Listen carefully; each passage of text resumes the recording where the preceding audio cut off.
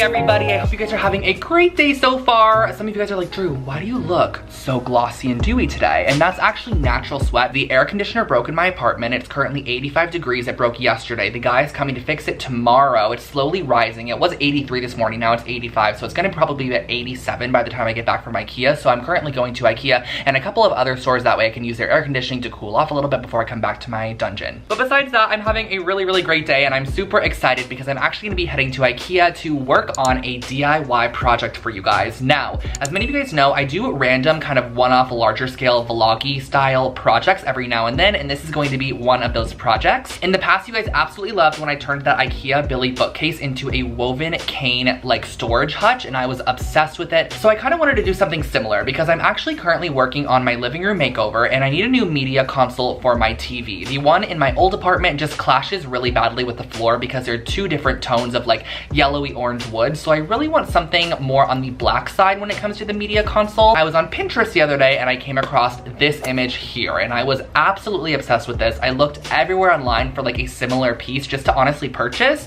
and everything online was between $1,200 and $2,500 for a similar kind of rattan style media console. Editing Drew popping in really quickly. I actually posted this inspo photo on my Instagram stories, and you guys found the initial source of this picture. This sideboard's actually from hkliving.com, and it's $1,695. I had no idea where the source of this project came from though, and you guys came through and found it, so thank you guys so much for that. But let's get back to the project. So I rushed over to IKEA's website. I knew I could probably find a base of like a media console or like a buffet or something that I can use from their site and then craft it into what I want it to be, and that's what we're doing today. So let's go ahead. We're gonna head over to IKEA right now. I'll take you guys along with me, and I'll probably see you when I get there. So let's get started and get on the road.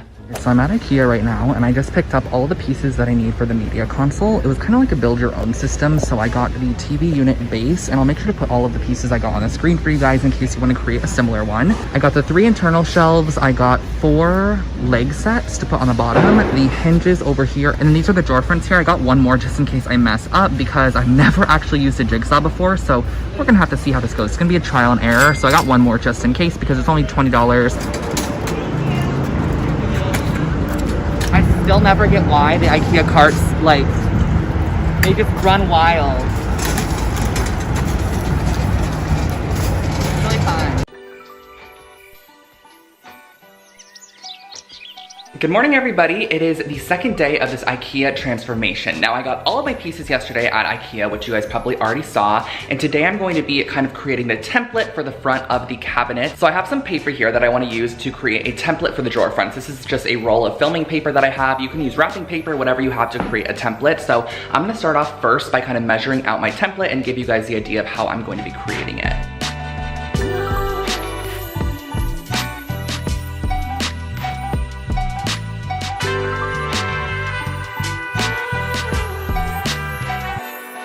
So this is the front side of the door, and this is the back side here because as you can see, the hinges are gonna go into these 2 holes. That way there's the most space for these hinges, so it's kind of gonna be something like this when I cut it out on here. 1.5 inches is enough space. So this will be like the skinniest portion is 1.5. I might wanna do 2. No, I think 1.5. So I'm gonna cut this square down 3 inches on all of the sides. So I'm gonna go ahead and take 3 inches off this side and 3 inches off this side. That way it's an equal 1.5 on all of it.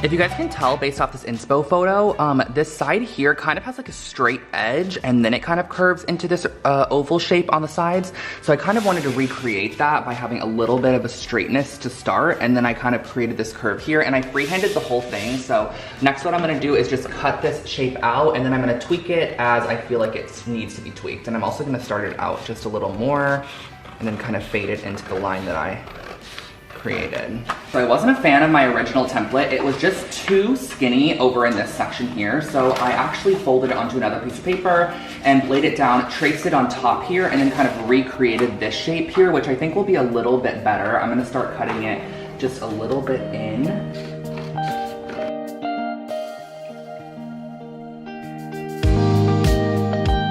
Alrighty, so I laid out all of the drawer fronts on the floor here, and basically it is the hinges on the left here, hinges on the right here, hinges on the left here, which means on the back side, those circles are right here, here, here, here, and then here and here, because basically I want this piece to go right here. I'm actually gonna go ahead and apply painter's tape around everywhere that there's going to be a cut line. That way I can actually create a pencil line on top of the tape, and then it's also gonna protect the surface when I use the jigsaw, and lastly, it's also going to prevent chipping from this fiberboard, which is like a pressed board.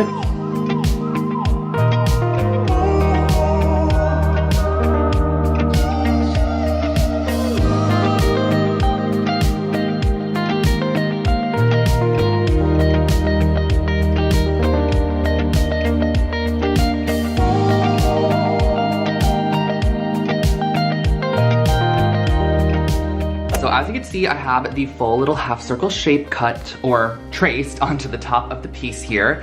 And before using the jigsaw, I actually need to drill holes in both of the 90-degree angles. So I need a drilled hole here, and I also need a drilled hole here. So I have my drill. I put a little wood underneath it so that I could drill through and stop. But you're basically just gonna wanna drill all the way in that corner. That way you could get your jigsaw in there to start the cut.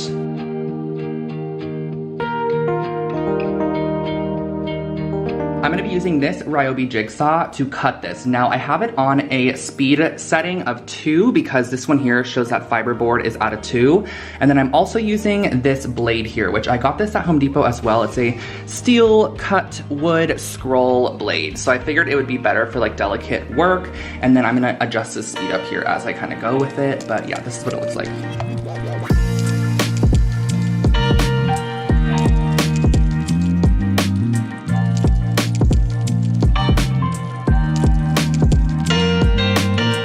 I found that the scroll saw blade worked really well, and also a high speed also worked well on this fiberboard. So I suggest going at a more rapid speed and then also working slowly just to make sure that the cuts are nice and clean.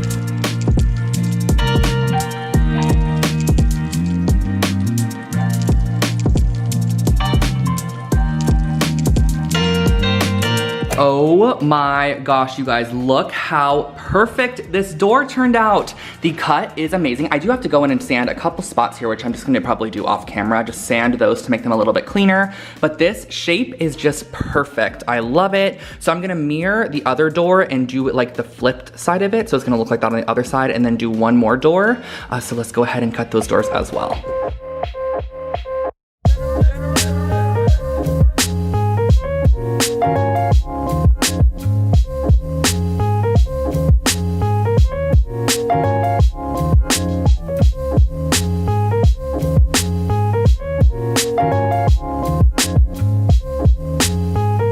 So I cut the second one. I don't know if you can tell here, there's a little bit of like a residue. So when I want to do like a fine sanding, I use this 220 grit sandpaper. And then when I wanna actually sand off a good portion, like I sanded off this whole entire edge here, I use an, I think this is an 80 grit, which is just like a coarser sandpaper. Good news, I took a little like hour break because the air conditioner guy came over and fixed the air conditioner, which was super amazing. So it's finally cooling down in here. I was literally dripping sweat while sawing the wood, but you know what? You gotta do what you gotta do. So I'm gonna share with you guys what the two doors look like next to each other. Here are all three doors completely cut and they look perfect. Now keep in mind, I have never used a jigsaw in my life before, and the jigsaw I purchased was from Home Depot. It was like $60 or so, and I'm gonna be using it from now on for sure. It was super simple and easy to use, and I'm just very happy with the outcome of these doors. They look great. There are some tiny little like imperfections where I wish this was maybe rounded a tiny bit more, but honestly, it's nothing you're gonna even be able to tell once it's fully constructed. So I placed in a little bit of this cane here, which is like the circular woven style rattan. I also have the open mesh style here, which you guys have seen me use multiple times in the past. However, I think the circular style is the one I'm gonna go for. I just love the way that this looks. However, I only have a piece big enough for one of the drawer fronts, so I'm gonna head over to the cane shop and buy a little bit more to fill in these sections as well.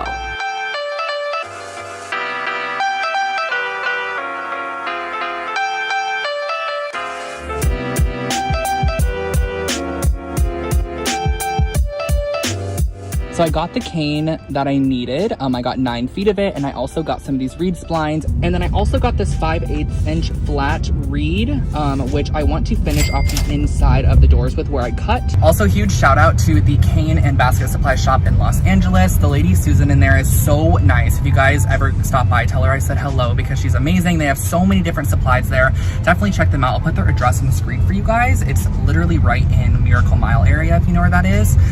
So definitely check them out because they have such a wide variety of canes and just like materials for really cool projects. I just got back from the cane shop. Here's my big roll of cane. I actually cut the exact length that I needed for this project and also added on a couple of inches because what I'm going to be doing is I'm going to be soaking this in warm water in my bathtub for about 30 minutes prior to stapling it on the backside. That is actually the proper way to apply this cane material to projects, is to soak it first, because then you staple it, it kind of becomes a bit elastic, and then as you staple it and let it dry, it actually shrinks up and creates a really, really tight finish. Now, when it comes to stapling down the cane, it's actually super simple. I used a 1/4 inch staple, that way it didn't pop out the front side, and I stapled down about every 1.5 inches. That way it was just super, super secure. I applied quite a bit of staples to the back side, but no one's gonna see it at all, and it may feel a little bit loose. However, when that cane material dries after being soaked, it actually shrinks and gets really, really tight on the front side, so it's gonna look amazing.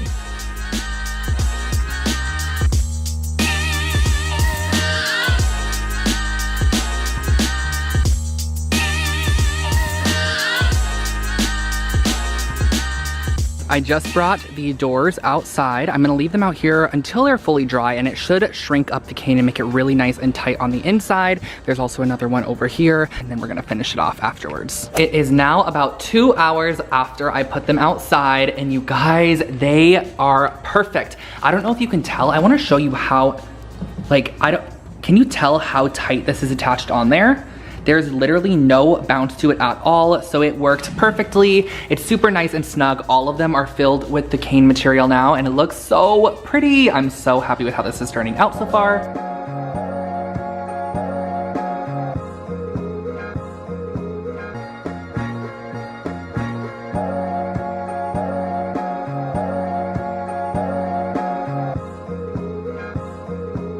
To finish out the doors, I started by painting the flat reed black, and I used a little bit of golden carbon black paint because that's the most opaque black paint that I have, and I mixed it with a tiny bit of just an interior paint from Valspar to thin it out a little bit. So I painted the front side and the edges of all of the reed pieces, and then we're going to go ahead and glue them on the inside of the door.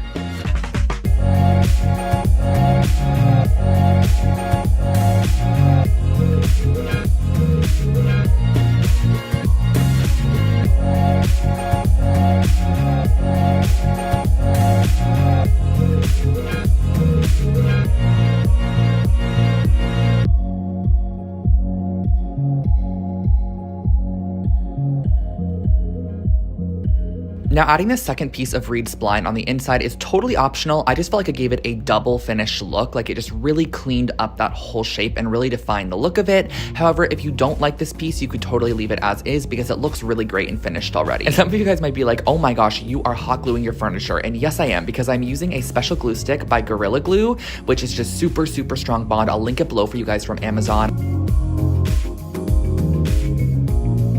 Just finished finishing one of the doors. Now, from this view, it might be a little hard to tell, but when I come in closer, you can see that this is an unfinished door. It still has that like fiberboard pressed IKEA wood situation in there. This is what the finished door looks like. How perfect is that? So I basically painted that flat reed, and then I glued it all the way on the edge, and then touched up any areas where it needed it, and then went in with the reed spline and glued that right on top to kind of finish off and just make the shape look a little bit more clean. And this is what it ended up turning out like. I think it looks awesome. I love the way it turned out. So I'm gonna go ahead and do the rest of them, and that's gonna finish up the doors.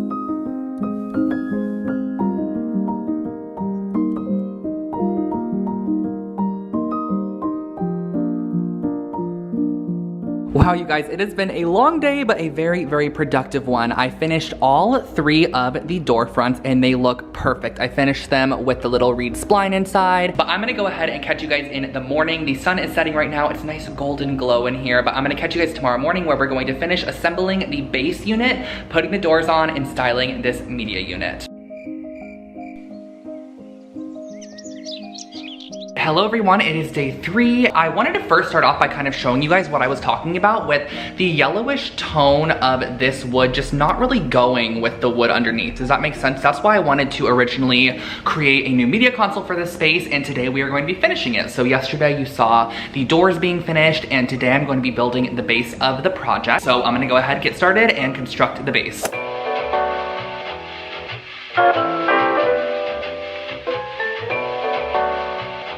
I didn't want to go into too much detail when constructing this piece because of course I just followed the IKEA instruction manual, and then I went ahead and used the hinges to apply the doors to the front of the TV unit. It was super easy to construct. The pieces were very minimal and it probably took me about an hour to do so.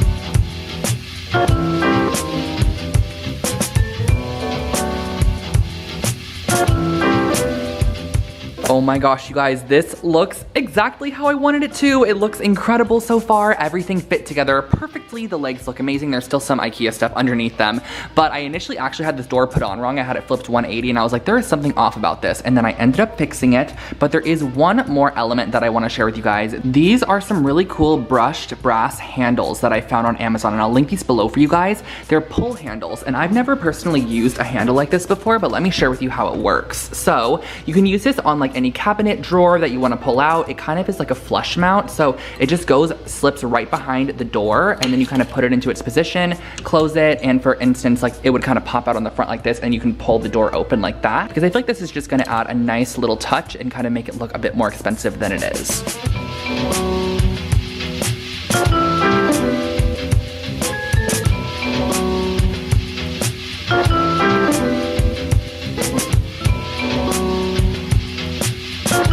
I just went ahead and moved the console over into its place, its new home, and it looks incredible. However, I want to do a little bit of styling and do like a mini reveal because you guys have kind of already seen it, little bits here and there, but you haven't seen it in its full glory yet. So let's get to styling, and then I'm going to share with you the final project.